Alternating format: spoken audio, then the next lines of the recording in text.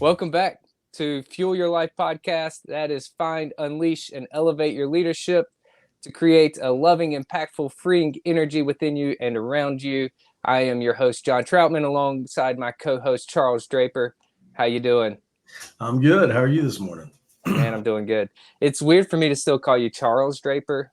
Like, it's always been Draper, so that's what it's going to be on this podcast. I can't do Yeah, anything else. yeah. So, Calling you John is odd too, because yeah, Troutman, we normally go by last names, we so do. We do. try to be more formal and adultish. Oh, yeah. Adultish is overrated, though, isn't it? It sure Uh, is. no. Well, today we're going to dive in. We're going to start off the bat, we're going to talk about vision. And I want to not even cast a vision, but talk about the problem that I've noticed and why it's like, man, let's go ahead and dive in and talk about this topic of vision. So I was at a meeting the other day with a bunch of different guys, really leaders in their communities and their jobs and their families, great men. And the question was asked, well, how many of you have actually developed a mission for your life? And like a few of them raised their hand, had actually even considered it, written it down, but only a few. And I was sitting there like, man, isn't that like, isn't that one of the big issues we face is we just don't have clarity about where we want to go. Mm-hmm. And I think that clarity starts with cultivating vision, whether that be in for yourself personally, whether it be for your organization, whether it be for your family. I mean, you could lay out all kinds of different places, but the vision is what sets a direction. So we're going to dive in. We're going to talk about vision, and I'm not going to talk very much. I think I'm just going to let you handle all of it, dude. I don't know Because about we've that. talked about this so much. I'm like, oh man, this is such good stuff. So, but we'll start off. I just want to ask the question: what is a vision? Well, I think it's important to know that, I mean, until you can articulate your why and where you're going, you're not going to have a following, right?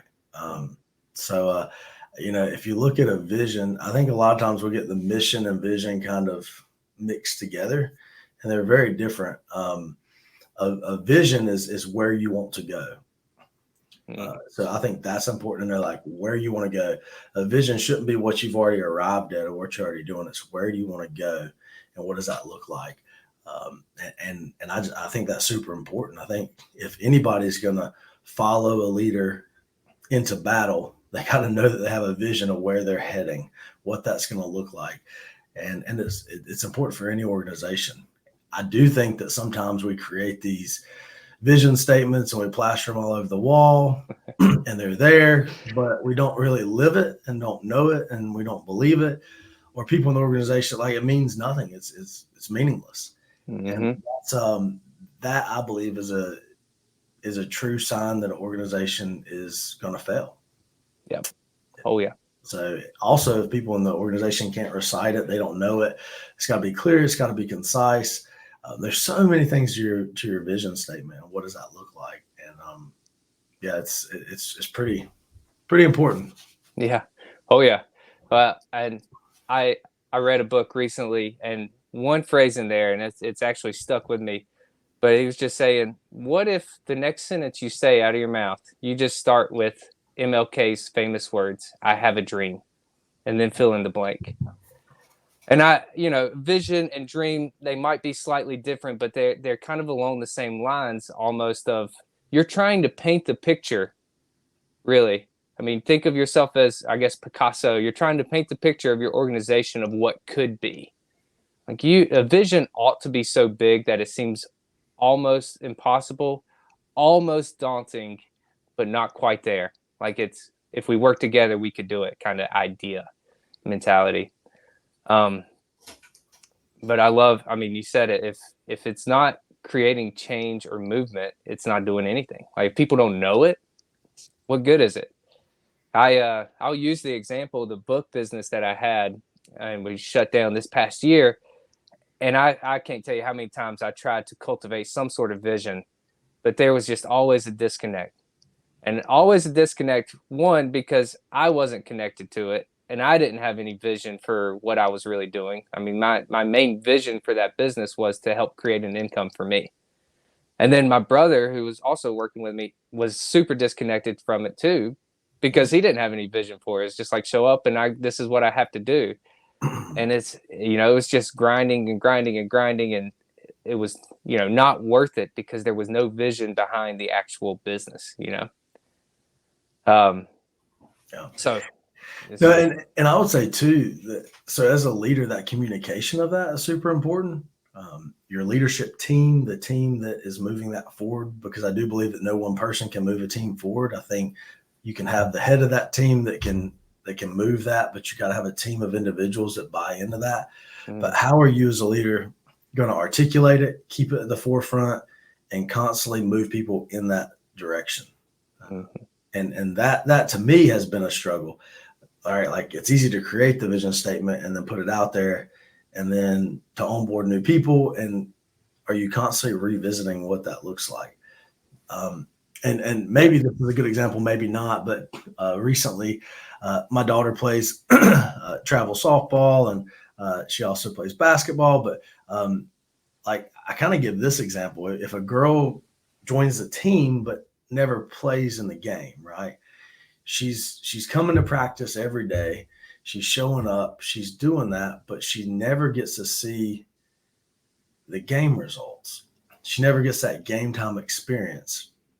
Really, like the vision of the team is, well, we want to grow athletes. We want to grow students. We want to grow just great individuals, because I think you can learn a ton through sports, but also you want to win ball games. I mean, maybe people disagree with me, but if I'm playing a sport, my vision is we want to win. We want to be the best. We want to win. But through that process, we grow great individuals.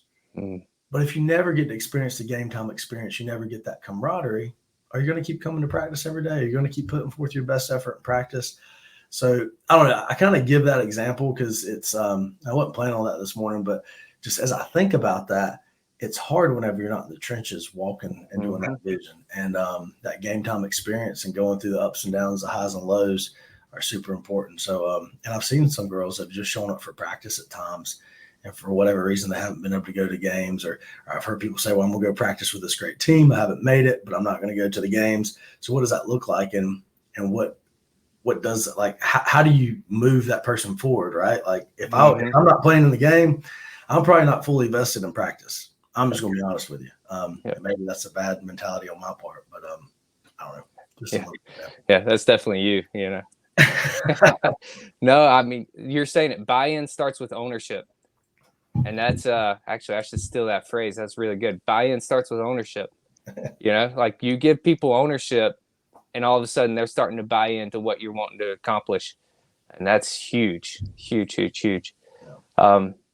There's a quote that I have here from Stephen Covey, and there's a training that we went through in our school district talking about the 4 disciplines of leadership, and it says if a clear and compelling purpose exists, people will volunteer their best efforts. So I'll say that again: if a clear and compelling purpose exists, people will volunteer their best efforts.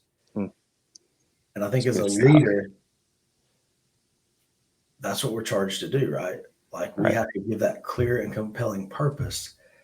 And then the individuals around, they're going to give us their best, especially if they believe in it and they want to be part of that and they want to champion that, then they're going to follow. Yeah. And I think to go alongside that, words really do matter when you're talking about a vision. Most of the time, and I hope we kind of start dealing with the process, but I don't think we're going to cover this all in this episode. So just, fasten your seatbelt. Hopefully, if you're driving and listening to this, you're already fastened, but fasten your seatbelt. We're going to have a couple episodes kind of talking about this, but I think we often will develop the initial vision, and it's very wordy. And it's almost like you need to develop that initial vision, but then you need to develop the phrases around that everybody in your organization will understand and know. Everybody in your family will understand and know, because the vision may be too much to be talking about. So, talking about in a regular conversation, but just to use the phrase we just used, like buy-in starts with ownership. You could say that anytime. So you see something happening and, oh yeah, buy-in starts with ownership. So creating the phrases even around your vision, we're getting ahead of ourselves. But the other thing is with words, I think we need to understand what we're defining. I've Yeah. seen so many visions. Actually, talking to a friend starting a new role, and I asked him what the vision of his organization was, and he's like, "Oh, I have no idea. And I hate visions." And I was like, "Oh, okay, well, But hey, great, but John, let me ask you this question: why do people hate visions? great question." And I mean, I think because it doesn't do anything. It doesn't resonate at all. And the reason it doesn't resonate most of the time is because you're not defining the impact that you're actually trying to have. Yeah. Like And you're not. Go a lot ahead. of times people they use it as a checkbox. Like, oh, we have this because we have to have it, but Mm-hmm. they don't really leverage the power of it. Maybe they don't understand it. Maybe they, for whatever reason. But I mean, there's power behind it. But if you're doing it just because that's what everybody else does, then that's the wrong case, right? So I know before, like I would get tired of mission and vision, but then I kind of unlock this key to it. Like ours here at Bethlehem Elementary School is to gauge, equip, and inspire students to love learning, to lead, and to thrive. Mm. I mean, it's pretty basic, and I use those words all the time. I talk, how are we creating? How are kids like? Do kids love learning? Like in this space, how are we creating leaders, and are they thriving? Like those are three pieces that I always use. Like we always use that language. Are we engaging, equipping, and inspiring students? Like, and if not, what do we need to do better? And so, but those are tenets we constantly come back to. But it's language that I use regularly, but also is sprinkled throughout our organization. And so there's no way that it doesn't stay at the forefront of what we do, because it's just like you said, it's just constant language that we're embedding in everything we do. So language is super important, and I think it embeds into it. But we all know the long vision statement that nobody knows, that old Papa created back in 1940, that's Right. outdated and not up to date. And we just keep it there because it's going to hurt somebody's feelings if we take it down or if we change it. And there's some visions that are timeless too. So I don't know. I hear that a lot. Vision, mission, here we go. But if you're really tapping into it, it can be powerful, I think. Yep. Sorry, Oh man. I interrupted So your thought there, well, but no, it was a great interruption, because I even sit here and think. I just think back to like one accomplishment in your life, the one significant accomplishment that you had in your life. I'll go to, excuse me, but I'll go to graduating seminary. Seminary was a tough time. It took me 5.5 years to get through. It was a long degree. And we had our first kid in the middle of it. We were living in Colorado. It was super expensive. I'm in school. At the end, I was in school full time. So we're living off my wife's income, trying to get through. Like it was a tough experience. And you want to know why I got through? I never articulated it, but I had a vision, right? Like even though we don't articulate it all the time, there's vision behind any significant accomplishment we make in our lives. And most of the time we keep it on the subconscious level. We don't bring it to the forefront. But when you start bringing it to the forefront, that's what moves everybody. We're getting ahead of ourselves like crazy. This is why you need one right here. It creates movement. That's what creates movement. No matter what you're doing, if you have a vision, you're moving. If you're moving somewhere, you have a vision. You just may not know what it is. yeah, that's good. That's good. No, Yeah. I mean, it does. It propels you forward, Mm. and it keeps you laser focused, right? Because say you have 100 people in your organization. Well, let's just take your family, for example. I have 5 individuals in my family. And if we're all working towards our own thing, but we have a vision statement of, as a family, we're going to love the Lord, we're going to love each other, and we're going to, I don't know, I haven't come up with a vision statement, obviously, for my family, but whatever that might be, right? And we get off base because we're just selfish. I mean, humans are naturally can be selfish, right? Like it's all about us.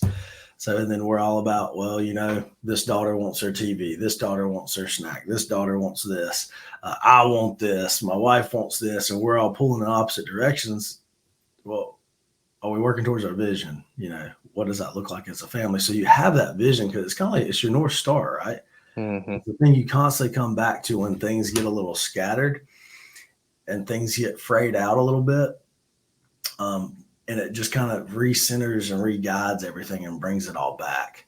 And that's what I love about it, because at any point, if we try to make a major decision, whether it's as a family or organization, if it doesn't align with our vision, then why are we doing it? Mm-hmm. And it's pretty basic, but if your vision is that compelling and that on point, then why not, right? Yep. Yeah. I love you define it as the North Star. I actually said give boundaries is kind of the way I was thinking of it, but actually I would say even the mission is what maybe even provides the boundaries, or your values, one of those two. But the direction is really set by the vision, the North Star. And you think of, defining as the North Star. Before there was GPS and all this, people actually used the stars. Can you believe that? People use the stars to navigate. I would be lost. Yeah. Sometimes I'll go out on my front porch and just look up, and the Big Dipper usually sits like right in front of my porch, and so I just look up at the Big Dipper. So I might be able to navigate slightly just based off where the Big Dipper is, but overall I would be super lost, but that's how people used to navigate. They understood the stars so well. So that's what you're saying. I mean, it's, to bring it in today's terms, it's the GPS, it's the destination of where we're trying to get to. By creating that vision, you have that set direction. And how many people, I mean, this day and age, if you don't have a GPS, you're done. If you're trying to get to a destination that you've never actually been there before, you don't have a stand a chance. I'll digress, but that's what I think it does. And two things, like I think it's important to identify the difference between your mission and your vision. And I got this from Covey. So he's a lot smarter than what I am. So I like to still think pretty smart. People that are smarter than me. But your mission is why you exist. Your vision is where you're going. And I think it's important, like to know that those are the differentiating factors between the two. So your mission should say, this is why we exist, and here's our visions where we want to go. And I think a lot of times we just have a mission without a vision, or we have a vision without a mission. So I think both those things are super important, because they play in tandem. And then your core values. I mean, yep. You got to know what your core values are, and everybody has to be on board with them. If you're going to be a bank robber, your mission and vision and core values are going to look much different than being an educator or a campus minister or a police officer, right? Like, I mean, it depends on what field you're in, what your mission, vision, and core value is going to look like. So I'm not advocating for bank robbers, but just an example. It's going to look different depending on where you're at and what you're doing. If I'm a single guy, my mission, vision, and core values look a little bit different. Mm-hmm. Yep. Those things change depending on where you're at in life, and I believe that. So yeah. And I want to go back to a point you just made, but you've done this for your organization. You've done this for several organizations at this point, developing the mission and the vision, and you've really done it well. From the sounds of it, I'm not a part of the organization, but sounds like it. That's kind. Yeah. But at the same time, you look at your family, it's like, I've never actually really laid out the vision for my family. And I just recently was convicted by the same thing. I was laying out a vision for me personally for where I'm going. And I was like, why don't I do this for my family? And now with a 5 and a 3-year-old, which is how old my boys are right now, it's hard to necessarily get them to buy in. But my wife and I, we can be bought into it. And you know what? I made it. My wife was not at a point where she really wanted to talk about it, because she's 8 months pregnant right now. And so I just went ahead and made it and filled it out. And then I showed up, and we were talking the other day, and she's like, yeah, that was great that you did that, but you didn't really talk to me about it. You just showed up with it. I'm like, oh, shoot. And the whole point of, if you're creating a vision, whether it be for your family or anything, bring people in. Yeah. Like, people love to have this conversation. They love to sit here and say, where do we want to go together? Buy-in creates ownership. Yeah. And if they're not part of it, then they're probably less likely to buy in, because they're going to be like, well, that's what he came up with. Mm-hmm. So having that core at the table, right? And it may not be everybody. Like, if you have an organization of 100 people, you don't want all 100 to be, they may not Right. be able to be Oh, part. yes. They might be able to. You may be able to listen to their feedback through some, surveys, those kind of things, and pull from keywords and phrases. Have your core team so that as they go out to their departments, they can say, hey, this is a team effort. So I've actually thought about this, and something that we say a lot in our family is, God, family, friends, and play. Like those are kind of the order that of importance of things, and that's just what we land on. And we haven't written it down, but my girls can tell you those things, and they remind us often. And so here recently, like we had we had some commitments at church that we had committed to, and we had pre-committed to them, and we had ball practice, and my older daughter is really into softball. I help coach, so I love it too. I'm super competitive, but whenever we listed out those things, God comes first, and those commitments that we make, and we committed to something Monday through Thursday, actually Sunday through Thursday at church. And so we came down to it, and guess what? She missed 2 days of practice. She had a tournament that weekend. She had to sit out the first part of the game, the first game we had. But like we knew, like as a family, like that's exactly what we had committed to doing. And because of that, we had to follow through with it, and it was hard. And I told my daughter, I said, you know what? A lot of times talk's cheap, right? You can say you're going to do something, but then whenever the rubber meets the road, you're really going to show up and do that. And it was tough. It's probably harder for me than her because I don't know, but really like looking at that, once you create that, sticking to it. So I'm excited to actually work through a family vision statement. Vision statement, because that's on my list too. You kind of challenged me to do that a couple of weeks ago, and just haven't made time. But maybe over this Thanksgiving break, we'll make some time to sit down as a family and do that. What I want something to be. I got a 9-year-old, I got a 6-year-old, and 2-year-old. Now 2-year-old, she probably I know she won't, but the other two can buy into it. Like I'd love for them to say, "Hey, mom, dad, we can't do that. Remember, this is what we stand for." Like just that accountability. I don't know. So I think it's powerful. I think it's cool. And I appreciate you bringing that to the forefront of my mind. Yeah. Well, I just think we overlook that. I was in the same boat, so hopefully anybody who listens to this and they're like, oh yeah, I've never done that either. This is not a, be critical on yourself or anything. It's, hey, there's a challenge for you. Like, do it. We have families. Families want to be led too. But we're about 20 minutes into this podcast. That has flown by. All right. So we want to try and keep these relatively short, and let's move on to actually making the practical steps. What do you need to do if you're saying, man, I don't have a vision, or our organization doesn't have a vision or a good one? We're going to create one. What steps do people need to take? Well, really, you got to come together and say, where do you want to go? I mentioned that earlier. Where do you want to go? And I think I have a few bullet points here and a few things that I'm going to pull out of this training piece, because I come back to this. But it says effective leaders create a vision of where they are going and why. They are able to link to an aspirational purpose that inspires people to think bigger and find meaning in their work, especially during difficult times. So whenever I talk about peaks and valleys a lot, I talk about it with our softball team, I talk about it with any sports team I'm on. And then I'm constantly revisiting that in my head. Like in life, we're all going to go through peaks and valleys. So whenever you're going through that valley, is that vision something inspirational enough and on point to where it can help pull you through that valley?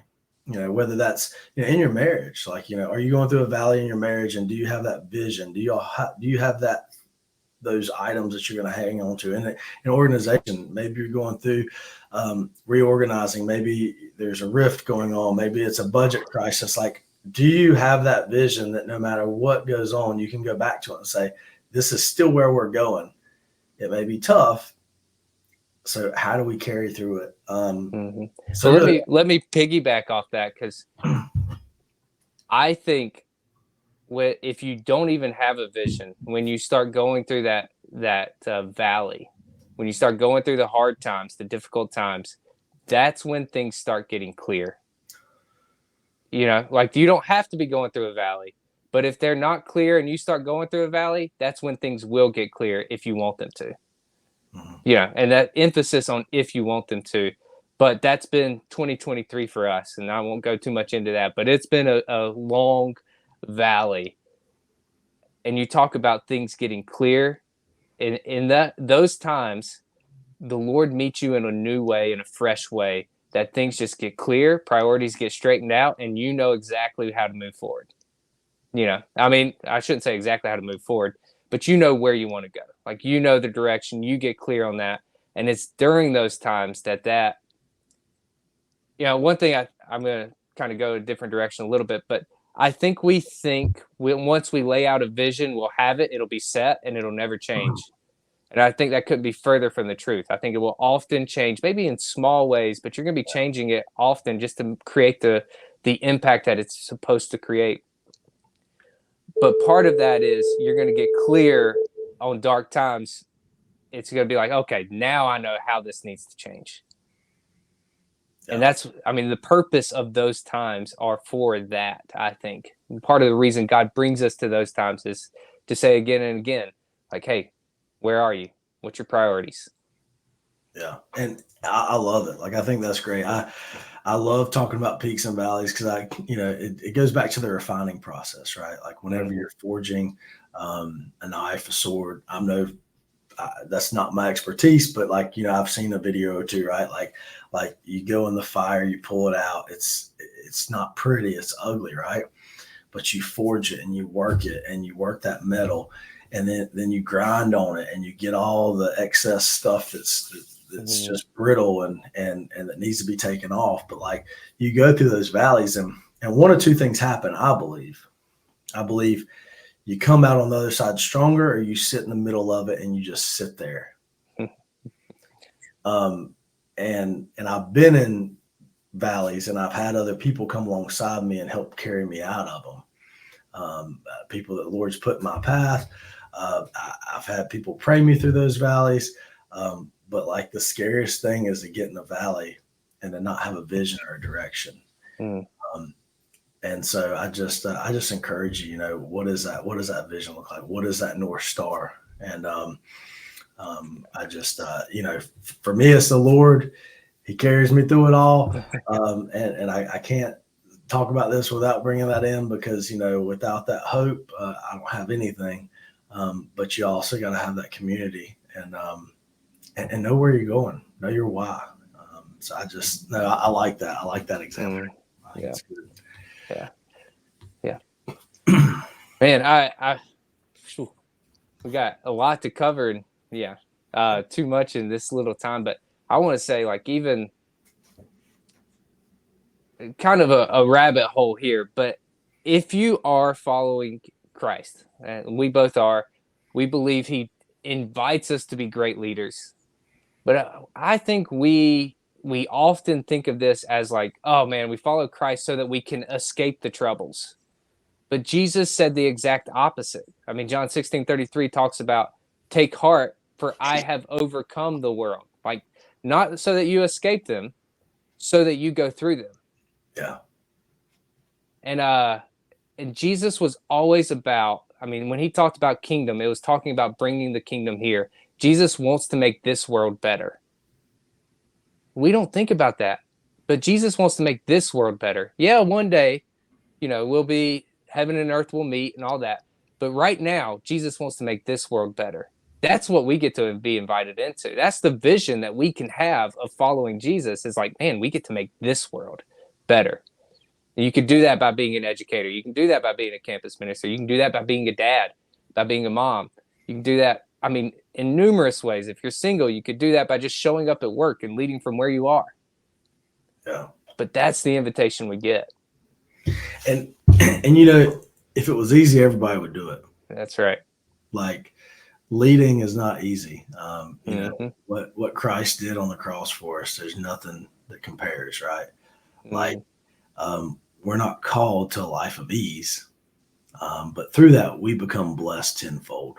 Oh yeah.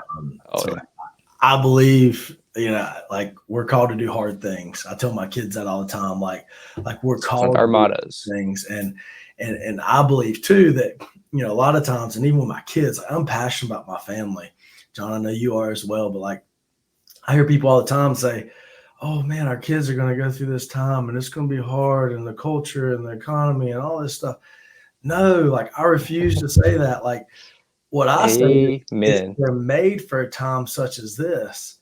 And it's our job as the mothers and fathers in the household to raise them up in such a manner that they can go out and lead, inspire others, and be that example. And so I don't waver and shrink back and feel sorry for my kids. I look at my kids and I say, no, like Evelyn Draper, Hadley Draper, and Elizabeth Draper was made for such a time that they're going to grow up in. It's my job as their father to lead in such a way that whenever they hit that space head on, that they don't cower back, that they don't, that they have all the tools they need to push through it and to push into what they're getting into. And like that's what excites me. Like I refuse to hear the other because I brought them into this world. The Lord's blessed me with them. We went through a miscarriage. We should have 4, but we don't. But the Lord's blessed us through that too. Like, I mean, we're just, I don't know, like that. I can talk about that all day, and it gets me excited, it gets me passionate. But like our children are made for such a time as this. But how are you leading them? I just, which that means you and I were made for such a time as this too. Like, so, boy, I wasn't really planning on sharing this, but this year, part of the reason it's been such a valley is we found out both of our boys have been diagnosed with muscular dystrophy. It's just a diagnosis right now. Like they run, they jump, they play, like they have tons of energy. But man, you talk about every little thing now we're focused on and walking through that. And here we are with 2 boys who seem healthy, like by crazy chance being diagnosed with this and having to show up every day and say they were made for such a time and such a situation as this. And it changes the way, like I mean, some people might even be like, you might be too hard on them. And I'm like, I want them to be tough. They're going to have to face tough stuff. Maybe they never show signs of this. That's possible in this disease. We don't really know what it's going to look like for them. And maybe they don't, but they're still going to have to face tough stuff, right? Like I want them to know that, hey, this might hurt. Your legs might hurt after jumping on the trampoline for X amount of time. Okay, go do it. Like it. And that's I don't know, it's maybe a lame example right now, but that's the world we live in. And my wife and I is like, we want to build them up for such a time, such a situation as this, because they need to be tough. That's what it's going to take. Yep. That's good. I mean, and so, yeah, I love that you said that. No, it's, and I know we kind of got off a little bit, but I don't think we did, right? Like, no, that's what a vision does. You got to drive it, right? You got to drive it home. And I just, I don't know. I think if you don't have a vision for your family, that's my challenge. I hope by next time we do a podcast or the next couple of months, maybe I'll get on and I'll share kind of what that process looked like. Because, or even just what our vision looks like. So I guess whoever's listening, I mean, what's it going to hurt, right? Like, why not? Why wouldn't you sit down with your family and cast a vision? What does that look like? And just talk through, where do you want to go? Like, what are the key tenets to your family? And it could look different for each family. I'm a Christian, so that looks different. You may not be. And so what does that look like for you? And I don't know. I think it's super important in your organization to do the same thing. Yeah. So we'll leave with a little bit of a few questions for our leaders if they want to wrestle with this, that I think will help you when you're setting the vision. We actually talked about this a little bit on our introductory episode, but starting with the end in mind. All right. So with the family, we're going to use the family as the example since that's where we've gone. But after your family's gone, aka your kids have left the house. Well, really, you should even think, if you're married, your spouse and you, all right, y'all are gone, 3 to 5 years after you're gone. How do you want people to talk about you? Yeah. And I'll add, like, maybe even simplify that. What legacy do you want to leave? Mm-hmm. It's exactly the question. What legacy do you want to leave? When you're gone, what legacy do you want to leave? And with who do you want to leave it? I mean, I'll be honest with you on that. Cause like, I hope I leave a legacy. I know I'm going to leave a legacy in my family. I hope I also leave it in my work. Mm-hmm. But at the end of the day, I want to leave it with my kids. Yep. But once again, you may be single. So what does that look like for you? Right. I challenge our students, like we were talking about relationships the other day, and said, start with the end in mind. Define the impact you want to create, which goes back to the second question. What impact do you want to create from your family? What impact do you want to create? But define that impact before you go into a relationship. Define that impact for yourself, and then be willing to have that conversation. That's good. And if you're in line, then continue on. If not, like, why would you stay in a relationship? Anyways, that was for my students. But define the impact you want to create, whether that be through your family, whether that be through you personally. Define that impact. So the other question, I love this question, but what is it that you talk about your voice changes? And think about that with your family. Talk about that with your spouse. Talk about that with your kids if they're old enough to have those passions. But what actually changes where you get excited that your voice can't help but change? Yeah. So, yeah. I had one of those experiences in this podcast, if you didn't notice. But I noticed. it happened, like, really, like, and what gets you pepped up? What gets you jazzed? Like, what gets you moving? What do you just get pumped about talking about? And figure out that space and be in it. Be in it more times than not. Yeah. And I mean, to kind of piggyback off that as we end this podcast, but is get help too, because that question stemmed from me actually meeting with a coach and was talking through just where we were, where I was headed, and he said, dude, why are you doing this? Like, why are you doing what you're doing? You just started talking about basically leadership, about personal development, and your whole voice changed, and you're not going anywhere in that.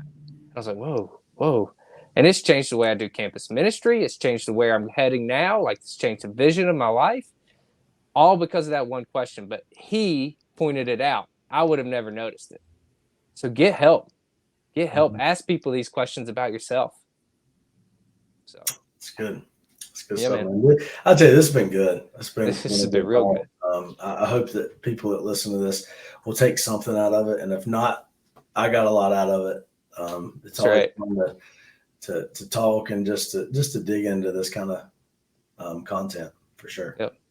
All right, the challenge: go create a vision for your family if you have a family. If not, create it for you personally. That's the challenge.